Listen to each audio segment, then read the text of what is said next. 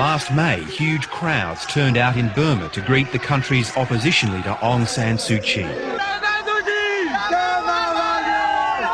These remarkable pictures show the passion she still generates despite spending most of the last 14 years in detention.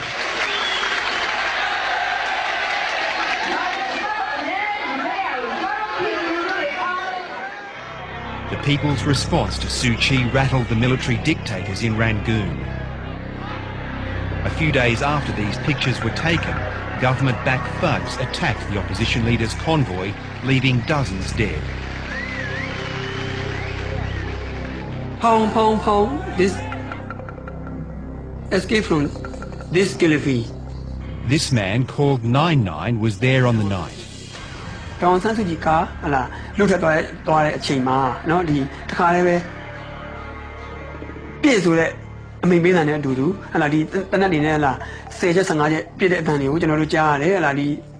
They shoot this car, Aung San Suu Kyi car. Yeah.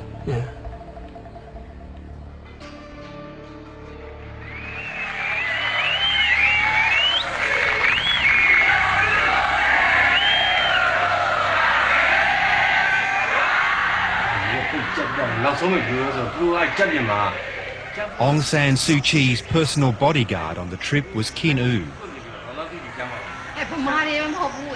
Nyunyut is a senior member of the opposition who joined the convoy.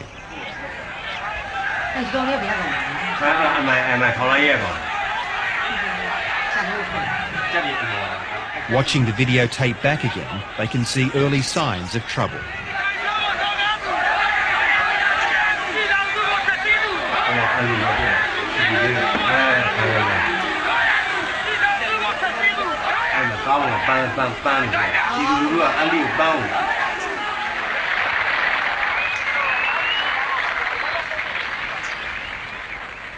Now, one bloody one that you do jealous or the chosen Banzi Bijaro. The chosen Banzi, you Andy Lene, who I'm a Bina in a Kajaro, and the Syria Kawama, Kitcher, Kawama, Banzi, Bambonia.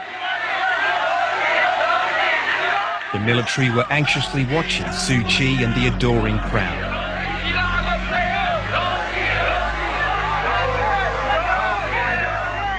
On May the 24th, they engineered the first confrontation between a militia of government supporters and the opposition.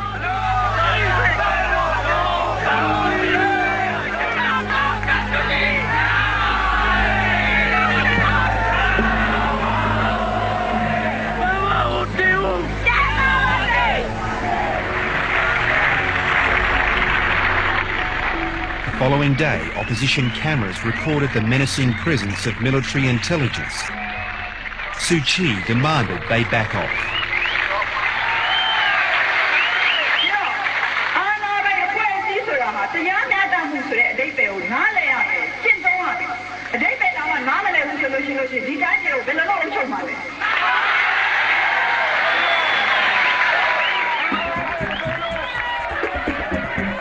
Instead, the military turned up the pressure, sending stooges into the crowd to taunt and chant anti-Suu Kyi slogans.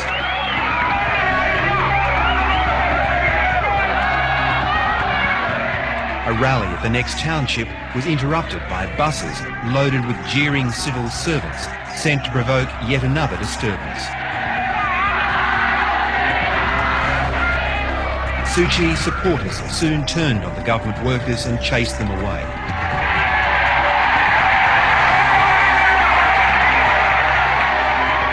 Two days later, after more rowdy interruptions, she called her security team together and gave them strict instructions.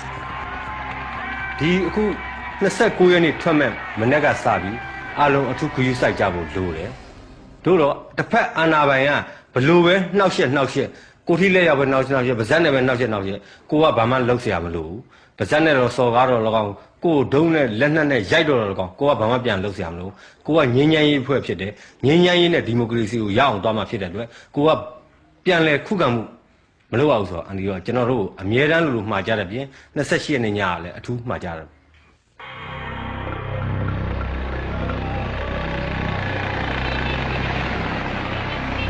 The The following day, the security team arranged for supporters to form a motorcycle cordon around the convoy.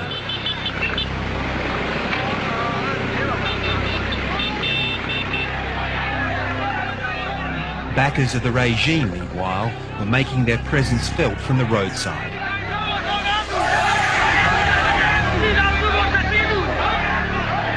Mingling in the crowd were some hostile faces.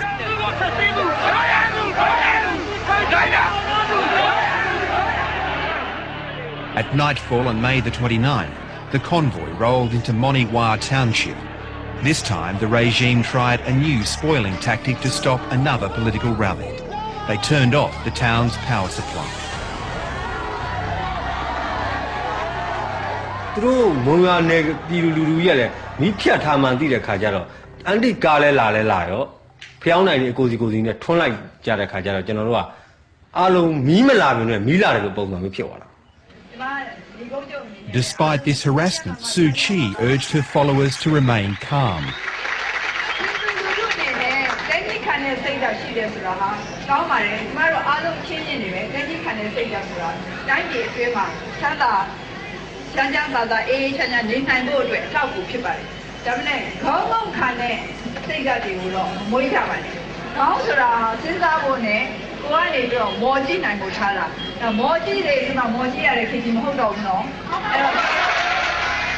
It was the last act of defiance the dictators would suffer. These illustrations, based on witness testimony, show what happened the next evening. On the outskirts of Depayin, a group appeared in the middle of the road.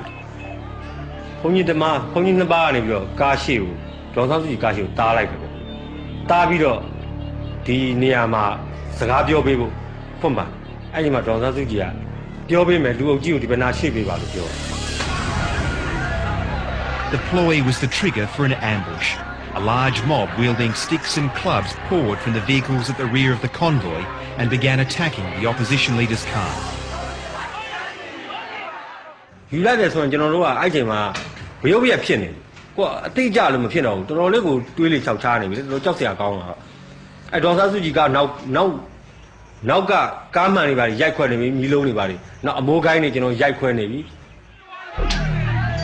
Several blows landed on the leader, known simply as Auntie.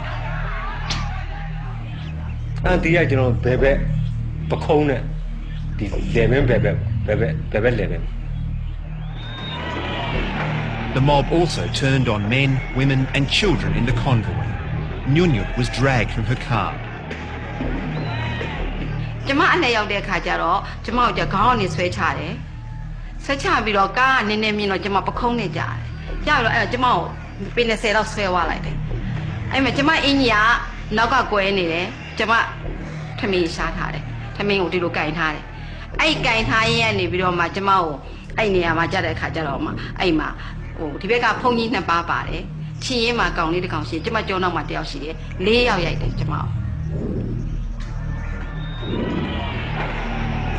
Nyunyut saw others from the convoy butchered.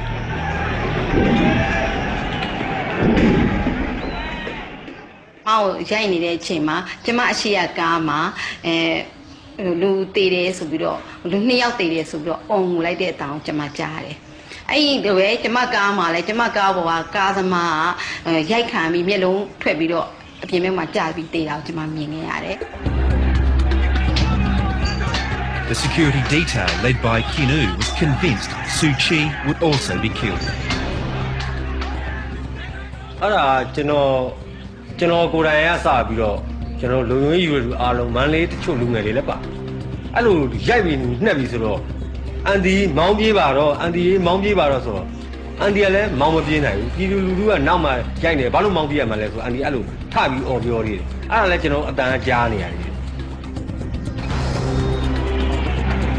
But Suu Kyi's driver had other ideas.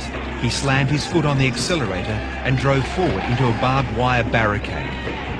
A volley of shots aimed at the car narrowly missed their mark.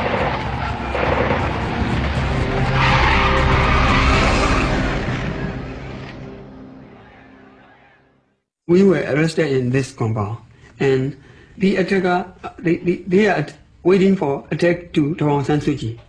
The drawing of Suu Kyi's dramatic escape is based on the story of this man who stumbled on the scene before the trouble began. In this compound, Nyan Nyan was seized by soldiers and thrown into a truck. It was a night he will never forget. security for the Aung San Suu Kyi. အဲ့လိုလုပ်ကန်လို့ကျွန်တော်တို့ရေးပေါ်နေတာကျွန်တော်တို့ဆိုရင်လည်းအကြည့်နေမယ်ခေါ်ပြီးစစ်ဆေးခြင်းတွေခံခဲ့ရတယ်လားကျွန်တော်ရေးပေါ်လေးဆိုရင်လည်းထောင်နဲ့နေရှိလာများအခုထိမင်းထောင်နှရန်ကုန်ထောင်အကျဉ်းထောင်လေးဒီမှာရောက်ချင်နေကြတာဖြစ်ပါတယ် 99 is the only witness to come forward so far who heard a man referred to as Major give the order to open fire on Aung San Suu Kyi. It was definitely military. Yeah, definitely involved the government and military. အသေးဒါဒီဟာကျွန်တော်တို့ရဲ့ခေါင်းဆောင်ကိုအသေးသက်တာပါဒီရလားဒီလူတဲ့လုံးရဲ့ခေါင်းဆောင်ကိုအသေးသက်တယ်အသေးသက်တယ်လို့ဘယ်လိုလုပ်ထင်လဲဆိုရင်တော့ဒီမြင်ကွင်းလေးအရာပြောမယ်ဆိုရင်ကိုလားသူတို့ဟာ And this one shows the moment when she crashed through the barricade. 99 was briefly jailed after the attack. The authorities set him free only after forcing him to sign secrecy documents. this 20နှစ်မှတယောက်ကိုသူတို့တယောက်ကိုစာရွက်တစ်ရွက်စီဝေတယ်ဒီဝေတဲ့ပုံမှာပါတာကဒီရဲ့ရေးခင်းတဲ့ပတ်သက်ကိုနိုင်ငံတော်ရဲ့အထူးကောင်းအပေါ်ဆုံးမှာနိုင်ငံတော်ရဲ့အထူးလျှို့ဝှက်ချက်ဖြစ်ပါတယ်ဒီရဲ့ဖြစ်ပျက်ကြီးဟာဟလာဒီခင်ဗျားတို့ကိုဟလာနိုင်ငံတကာသတင်းဌာနတွေကတုံးချသွားမယ်ဟလာဒီခင်ဗျားတို့ဟာဒီလိုမျိုးတွေပြောမယ်ဆိုရင်ဟလာထပ်မံအရေးရင်ခံရမယ်ဆိုတဲ့အားတွေကိုတတိပေးလူဒီ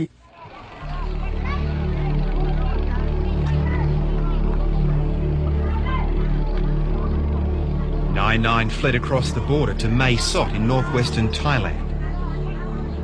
It's too dangerous to go back to Burma, and he lives in fear of regime death squads crossing the river to silence him. It's a high price for speaking out, but one he hopes will be worth it. တကယ်တော့စမ်းစုကြည့်ပါလားဒီလူချင်းမှာလွတ်လပ်တော့လာဝင်ပြမယ်လားဒီစီယုံရဲ့ကိစ္စတွေကိုဟလားဒီလွတ်လပ်လောက်ကန်ဝင်ပြမယ်ဆိုရင်ကျွန်တော်တို့လူကအများကြီးနှိုးကြနေပါတယ်နိုင်ငံရဲ့တည်တယ်နှိုးကြပါတယ်သူတို့ကတစုံတစ်ခုလေးပါပဲဒီခေါင်းဆောင်မဲခါလေးတစ်ခုပါပဲသူတို့မှအခုချိန်မှလူလားအခုဟမဲခံစားချက်တွေကိုကျွန်တော်တို့နဲ့ညီလူခံစားရတာကျွန်တော်သိပါတယ်သူတို့ After the massacre, Burma's government took to the world stage on a public relations charm offensive. There will be signs of brutality everywhere. We're not brutal people. Let me say that, you know, we have loving kindness to everybody. Everybody, it means, you know, even creatures. It was the job of Foreign Minister Win Ol to counter international outrage by peddling old and unfulfilled promises for free and fair elections. Let me assure you again, what we are working for is a civilian government to emerge, not the military government to prolong its stay in power. We are not working for that. We are working for the emergence of a constitutional civilian government with the politicians playing their political rules. Thank you very much.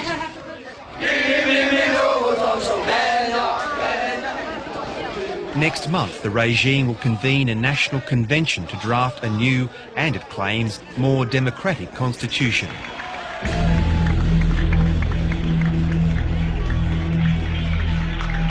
Aung San Suu Kyi quit the last attempt back in 1995 because it was rigged to give the regime legitimacy.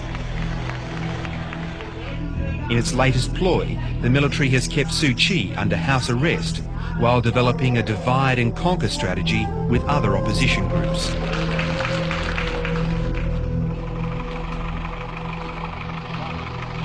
The biggest obstacle to the regime's objective lies across this river in the remote jungle of northeastern Burma.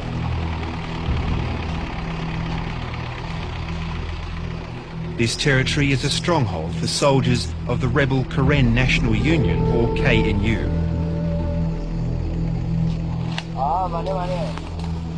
Well armed and disciplined, the KNU is the largest armed ethnic faction still fighting Rangoon's rule. The two sides have been waging war for 55 years.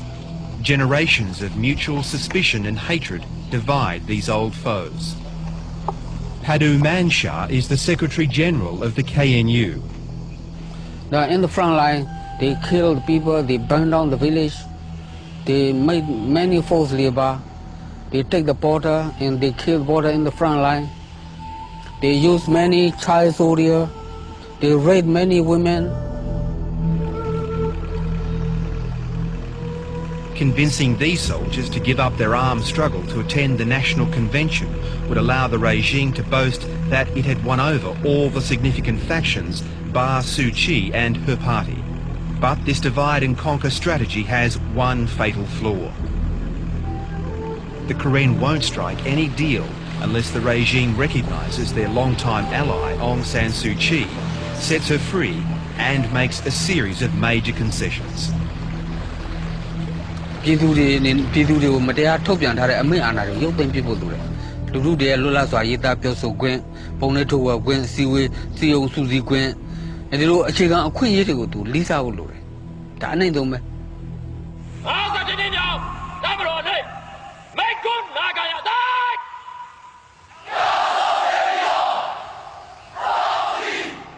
For well over a decade, the world has been calling on the military to hand over power to civilians.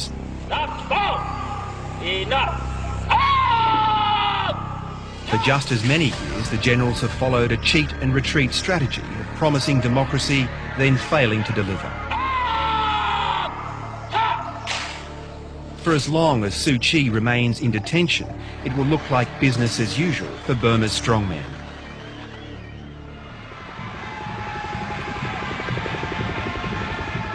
In the coming weeks, the onus will be on them to prove the roadmap to democracy is more than just another trick to keep power.